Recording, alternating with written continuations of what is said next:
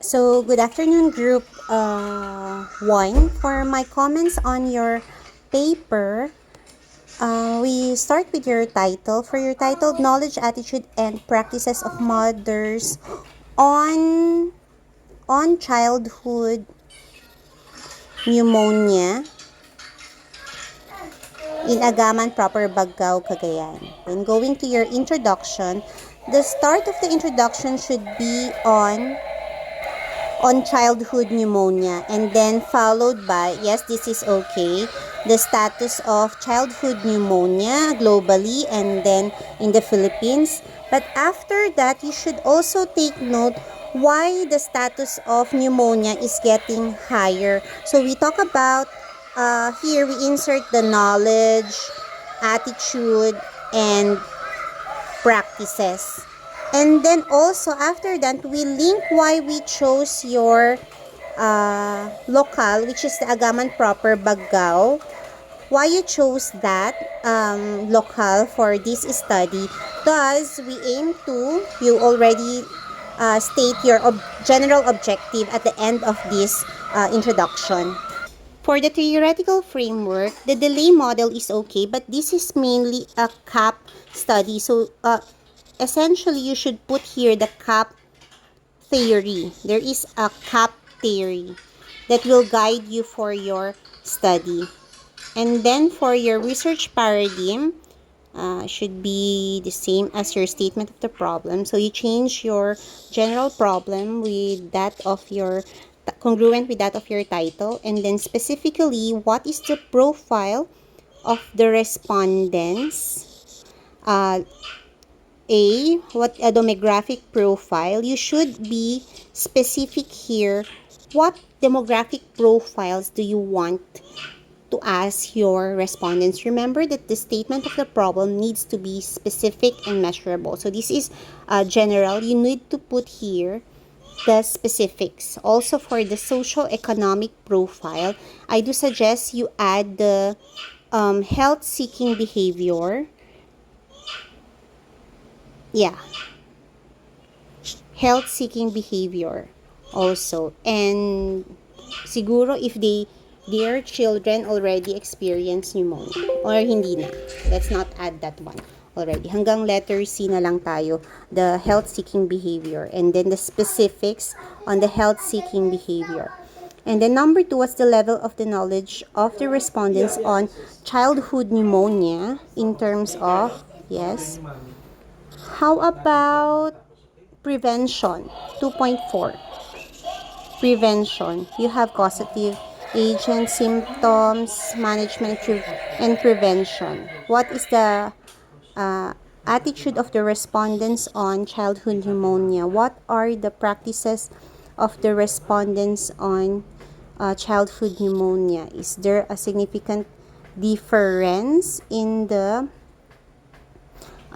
CAP when respondents are grouped according to their profile virus? Is there a significant relationship with that of their attitude and practices? Okay, that's okay. And then number 5 and number 6, there's no significant difference.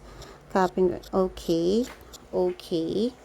And then scope and delimitation, again, you need to say the scope of your study in terms of the objective, your participants, your methods, and your questionnaire. Also include here inclusion and exclusion criteria. And then, bakit yung children ang unang significant mo? Anyway, these are the parents, the community, Department of Health, the local government unit, our school also can do extension works if we find that they lack knowledge and they have low negative attitude on this, and their practices are not good on childhood pneumonia. And then, are you sure definition of terms are only 2? Definition of terms, you should define operationally all your variables. So all the variables, that means you define your, what's this called, childhood pneumonia, the cause, symptoms management, the attitude practices, the knowledge, the what else? Demographic, socio-economic. Okay, not two. Then I won't be reading your RRL. Go to research design. This is quantitative. This is descriptive correlational. And then participants. This is quanti. You have inferential. 30. Should this be purposive? We have inferential questions so that you need to generalize. So this, it's purposive in the sense that you have inclusion and exclusion criteria, but you need to have a sample, a computed sample, so that you can generalize. So this is not a purposive sampling, and you cannot say na 30 mothers and then you generalize it to the whole of the mothers of the Bagao, Cagayan. There should be a definite sampling frame for this one. So you need to state that. Data collection procedure, you should write this in paragraph form. You can also do in flowchart after the paragraph form.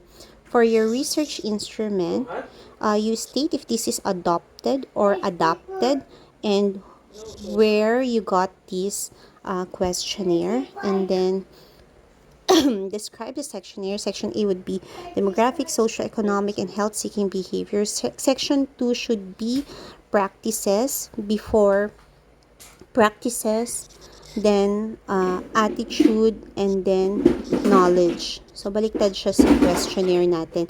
And for knowledge, attitude, and practices, you should also state the response format. Is this a Likert or Likert scale in 4 scale or 5 scale?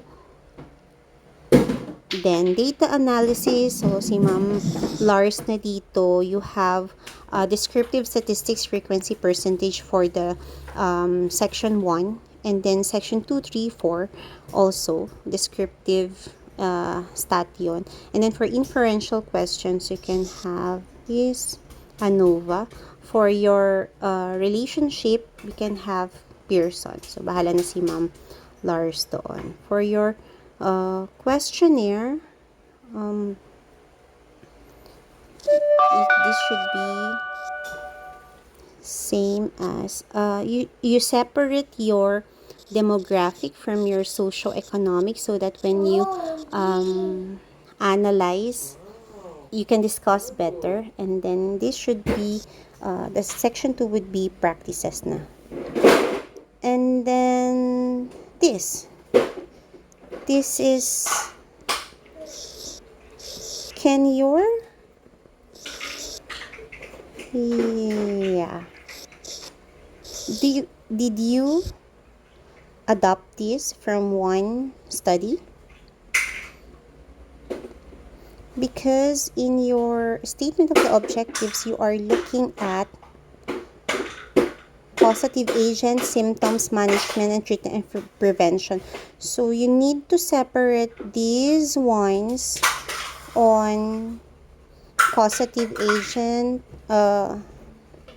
symptoms. And how will you say that they do have knowledge or they don't have knowledge using this type of response format?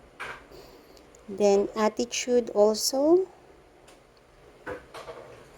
You cannot put attitude and practices together. You need to separate these. And I think the response format for this one is difficult to analyze for your discussion. That's all.